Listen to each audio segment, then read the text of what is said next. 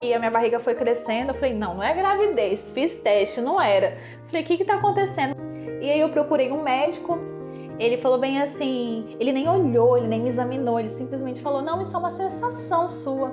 Eu falei, doutor, você lembra, amor? Eu falei, doutor, não é sensação, eu estou mesmo com um bolo na minha barriga aqui do lado. Ele falou, não, é sensação sua, você tá muito ansiosa. Ok, saímos dali eu fui fazer o exame, ultrassom. No ultrassom, o médico que fez o ultrassom, ele já arregalou o olho de todo tamanho e ele falou assim, então tem uma massa dentro de você. E não sabia dizer o certo onde que estava, porque quando botava o aparelho do ultrassom, aquilo ocupava o ultrassom inteiro.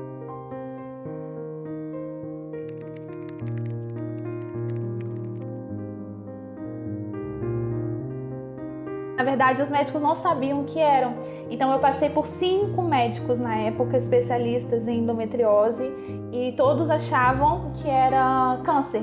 E eu tenho exames até da época, né, de que os médicos colocavam tumor, né, porque não sabiam o certo. E eles falavam, Larissa... Só não sabia se era benigno ou maligno. Assim, a gente não sabe o que é, não tem como saber. A gente vai ter que fazer a cirurgia pra ver o que é, porque não tem como saber. A gente tá ocupando aqui, a gente não sabe nem onde que tá. A gente foi fazer uma consulta e ele, quando a gente saiu de lá, a gente saiu arrasado, porque ele falou pra Larissa, falou assim, ó, esquece engravidar.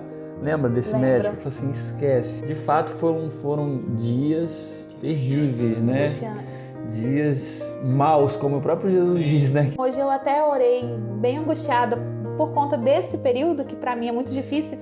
E eu orei falando ao Senhor assim, Deus, se for, eu sei que é da sua vontade, e assim, que realmente sirva como remédio para outras pessoas. Eu creio que o Senhor vai usar isso aqui para inspirar outras vidas. Eu creio que existem mães que passam pelo mesmo processo que você, Larissa. Pais que querem ser pai e passam por dificuldades angustiosas, né? Caminho apertado.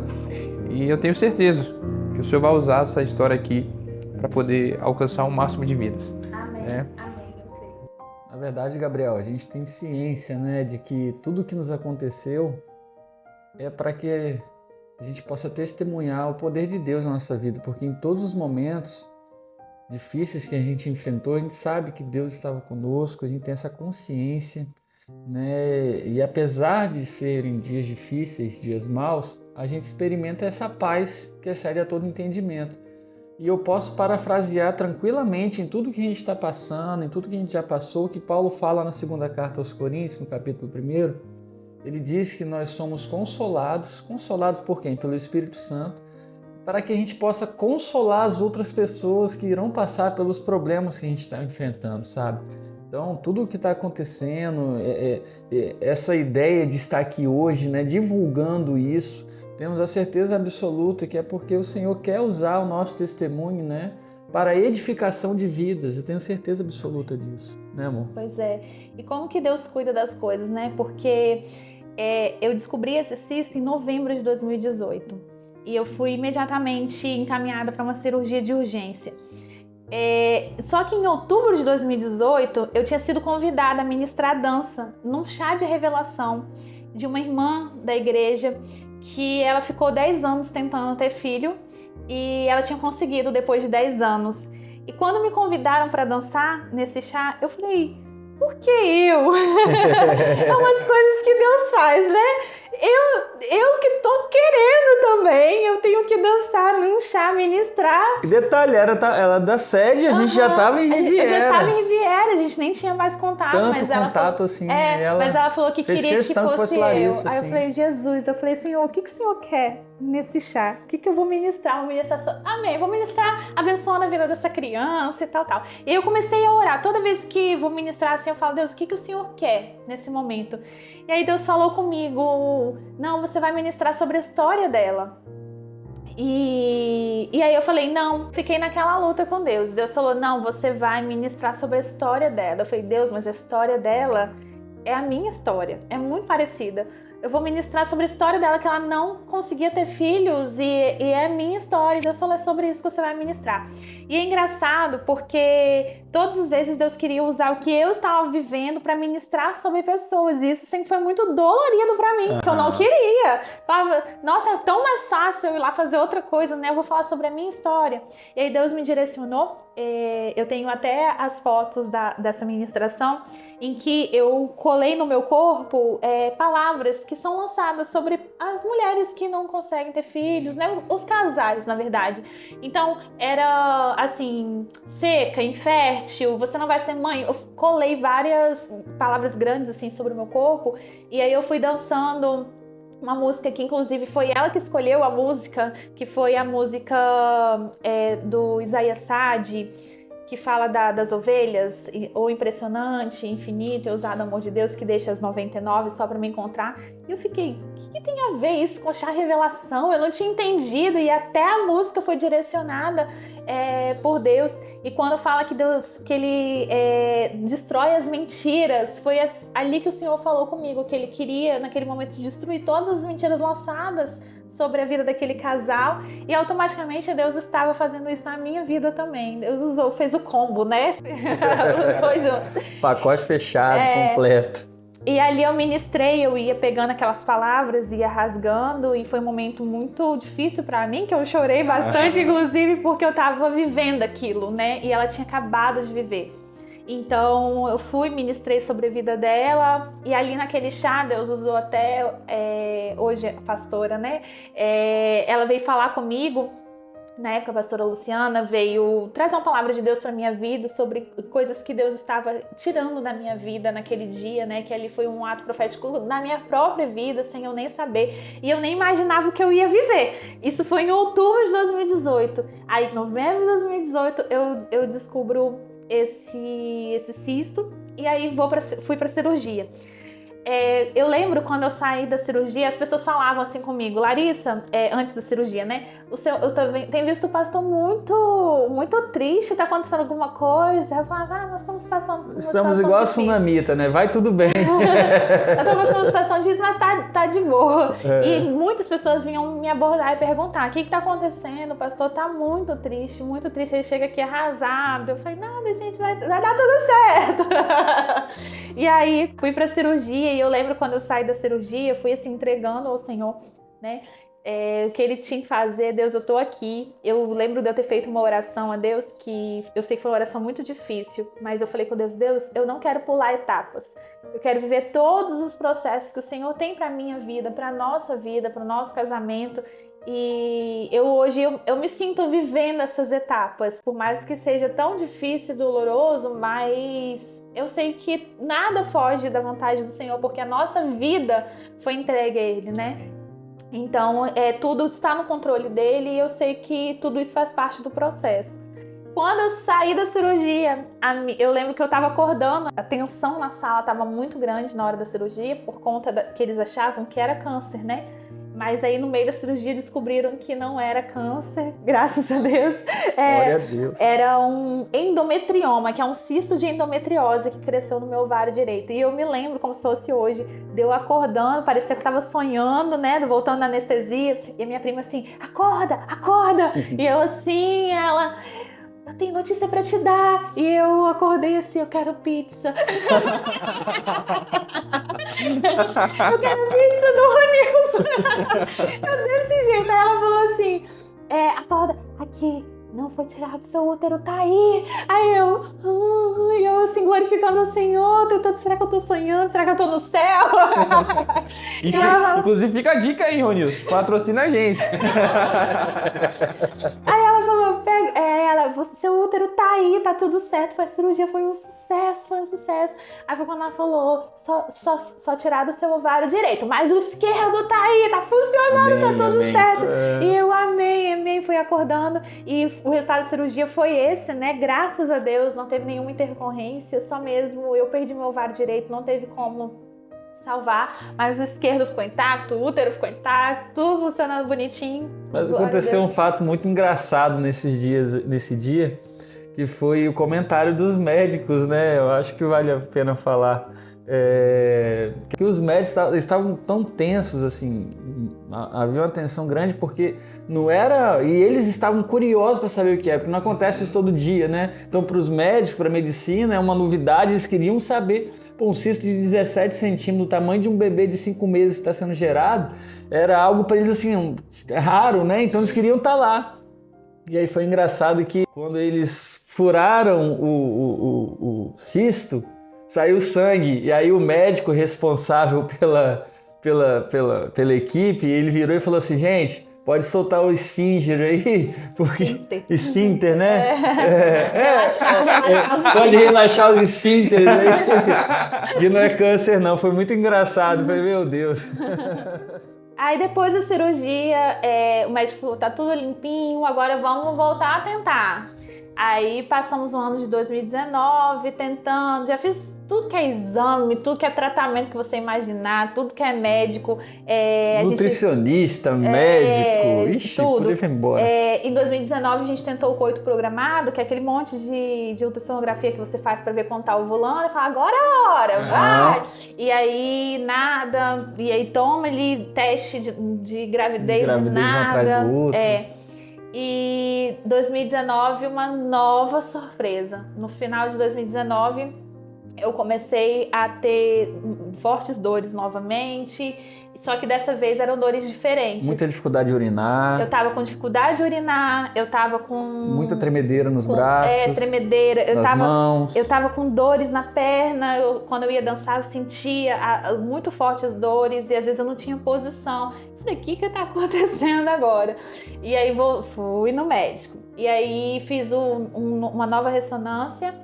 E para nossa surpresa, a endometriose tinha voltado e avançado em outro lugar. E o médico falou que era uma endometriose profunda parametrial, que eu nem sabia o que era isso. Ele falou que ela vai indo para as minhas inervações, para os meus nervos, né? Então já tinha um foco no meu nervo, perto do nervo ciático. E por isso que eu estava sentindo essas dores, as dores na perna, porque ele já estava englobando, é a palavra que eles utilizam, né? Englobando ali o nervo ciático e algumas outras inervações. E também a dificuldade de urinar já era por conta disso. Então dali eu já fiz vários outros exames, aí vi que realmente eu estava... a minha dificuldade de urinar era porque esses focos de endometriose já estavam atrapalhando a urina, né? Então, ali foi um outro susto. Aí daí ele falou, e agora? E vai médico de novo, e procura e tal. Só que era uma cirurgia muito complexa, né? O médico falou assim, olha só, é uma cirurgia muito delicada e complexa, porque nas inervações, nos nervos, então a gente precisa de uma precisão muito boa, porque você tá correndo riscos, né, nessa cirurgia. E ali eu fui indo em outros médicos também, a gente foi parar até no Rio de Janeiro. Mas antes disso, assim, o que marcou muito, pelo menos a minha pessoa, foi que a gente estava num tempo chegando às férias, né? Era dezembro para janeiro, a gente sempre tira umas férias nesse tempo. E aí o médico perguntou se a gente ia tirar férias e tal. Aí a gente falou, sim, a gente vai tirar umas férias. E aí uma fala dele, assim, cara, veio... Você vê, né, como que as palavras têm o poder de ou levantar o nosso ânimo ou derrubar, assim, o nosso ânimo. E ele virou e falou assim, ó, aproveita bem essas férias, vai caminhar bastante, curte bastante. A gente não sabe como vai ser depois. Né? Por quê? Porque essa doença, ela iria fazer com que Larissa não andasse mais.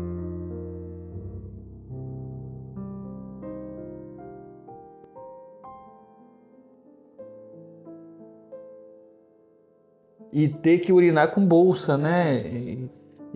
Com sonda, né? Com sonda. Uhum. Então, e essa palavra dele ali, assim, foi Jesus. E aí a gente vai para a oração, como sempre a gente fez, né? Porque as palavras no momento, elas podem até nos abater, mas elas não nos destrói, porque nós temos a palavra final, né? Nós temos a palavra final que vem do Senhor, né? Então, apesar de na hora a gente sentir o baque, a gente ficar meio cabisbaixo, assim, a gente foi, orou e falamos, e aí eu falei, não, amor, nós vamos fazer o que tem que ser feito, vamos buscar, vamos ver o que a medicina pode fazer, mas a palavra final é do médico dos médicos. E a gente foi, curtimos bastante as nossas férias, né?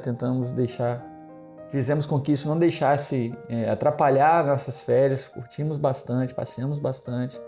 E aí depois volta para os processos, né? E a gente teve que ir no Rio de Janeiro, porque aqui no estado não tinha nenhum médico, pelo menos que do nosso conhecimento, que fazia esse tipo de cirurgia. Era por laparoscopia, não é isso? Videolaparoscopia. É quase uma língua estranha. Mas era robótica. Era robótica, né? Então aqui por no conta da estado precisão. Tinha que ser muito preciso, e aqui no estado não tinha essa ferramenta. E aí a gente ficou sabendo de um médico lá no Rio de Janeiro. Inclusive foi no dia que fechou tudo na pandemia, né? E a gente estava descendo no Rio de Janeiro nesse dia, lá para ir nesse médico. Um senhor muito conhecido que opera famosos. Aí a gente foi no consultório dele, tinha um monte de fotos de famosos lá. E a gente foi lá para saber dele, né? O diagnóstico lá. Pagamos uma consulta caríssima, uma viagem cansativa de ônibus para ir para voltar. E aí quando a gente chegou lá, e de fato ele olhou e falou que era necessário e urgente a cirurgia. Só que tinha um outro agravante. Era uma cirurgia que ia nos custar pelo menos R$150 mil. Era um dinheiro que a gente assim não tinha. Era caríssimo. Tinha que ter uma equipe médica. Eram 5 médicos de especialidades diferentes que tinham que fazer parte da minha cirurgia. Não era só um ginecologista obstetra, né, cirurgião, mas tinha toda uma equipe, né, urologista, nefrologista, porque envolvia vários órgãos do meu corpo. Então, tinham que ter 5 médicos especialistas em áreas diferentes. Então, por isso que era uma cirurgia tão custosa, porque era a mão de obra médica e a questão da robotização, que era feita com robôs, equipamentos muito caros. Caro. Que só no Rio de Janeiro tinha, aqui não tinha, né? E aí, quando eu recebi essa informação, eu falei, cara, vamos dar um jeito. Se tiver que fazer, nós vamos fazer. Vamos arrumar esse dinheiro, né? Não vamos correr atrás, tem que pagar tantas vezes, a gente vende algumas coisas e a gente vai conseguir. E aí a gente voltou do Rio, assim, bem pensativo, né, amor? Foram dias também difíceis demais. Cara, só Deus e a gente, nem a Gabriela sabia de muita coisa. E a gente procurava não transparecer isso para a igreja, até porque a igreja não tem nada a ver com os nossos problemas, assim, no sentido de ter que ficar se lamentando para os irmãos o tempo todo. Então a gente sempre preferiu sofrer, se a gente pode dizer, sozinho, sem passar isso para a igreja. A gente nunca deixou de cumprir os nossos deveres, a gente sempre esteve lá, em todos os ensaios, né, Larissa com o Ministério de Dança, eu nas pregações, nas ministrações, nos atendimentos, nas visitas, a nossa vida continuou normalmente, porque a gente sabia que Deus estava no controle. Né, e sabia que Deus ia dar o jeito dele, irmão. Como ia acontecer, eu não sei. Eu só sei que é assim, a coisa vai acontecer. Eu me recordo que no ensaio que a gente estava fazendo de dança para o musical de final de ano, foi do ano de 2019, eu no ensaio, eu tava com muita dor no nervo ciático, né, que vem daqui de cima, atravessa tudo. Eu tava sentindo muita dor e eu tava lá dançando. E eu me recordo de eu no meio do ensaio, uma lágrima assim sair, mas era de dor mesmo. Eu fui pro canto e tal, aconteceu alguma coisa? Eu falei, não, tudo certo, vambora, galera, bora. E ali, quando eu cheguei em casa, eu falei, eu não tô aguentando de dor. Mas assim, eu não quis transparecer, não quis mostrar, porque a gente tava num ritmo bem intenso pra fazer um musical de final de ano. E eu falei, cara, eu não posso parar aqui agora. Se eu parar, o ensaio para, a gente tá com um cronograma apertado e vambora. Então foi muito assim. E quando o médico falou comigo, porque todos os médicos eles foram unânimes em falar sobre a minha perna, que eu não sabia se eu ia voltar a andar. Porque quando eles mexessem na verdade, o risco era de vida, né? De perder a vida. Né? Risco de morte, né? E risco de perder a vida. Eles falaram, tem um risco, é uma cirurgia de extrema complicação, tanto que só um robô que tem lá no Rio de Janeiro, nem aqui tem, que poderia fazer esse tipo de cirurgia, né? E se fizesse manualmente aqui, a chance era praticamente zero de conseguir com que ela voltasse a ter a vida normal, de ir no banheiro normal, de caminhar normalmente, né, e tal. Então, assim, foi muito complicado, muito E eu não complicado. esqueço também que no meio disso tudo foi... A minha mãe, ela teve uma trombose cerebral também no final de 2019. Eu lembro. Você lembra? Eu lembro. Eu tinha acabado de receber meu diagnóstico, esse diagnóstico, e minha mãe sofreu a trombose. Eu fui para o hospital com ela, fiquei o tempo que precisou lá, e eu estava tentando administrar tudo isso na minha cabeça. O que eu estava vivendo, com o que minha mãe estava vivendo, que minha mãe foi muito sério, os médicos falavam que ela ia ter sequelas se ela sobrevivesse, né? E eu fiquei bem assim, desorientada, e eu sinceramente, assim, só Deus mesmo para me dar a paz que eu precisava para passar por aquele momento. Então, foi bastante difícil mesmo. E quando eu lembro exatamente do momento que eu estava no consultório do médico, e ele falou bem assim: Larissa, eu não sei, né, como é que você vai sair da cirurgia. Eu falei assim: doutor, o senhor tá querendo dizer que eu não vou voltar a andar? Aí ele respondeu assim: não sabemos. Na hora, meu primeiro pensamento: como eu vou dançar? Foi meu primeiro pensamento na hora. Não, senhor, isso não, por favor, senhor, eu quero dançar. E aí minha cabeça foi logo nisso, né, no Ministério de Dança, e como que eu ia exercer né, a dança, como que eu ia dançar e tal. E foi, nossa, eu não sei nem explicar como que foi difícil.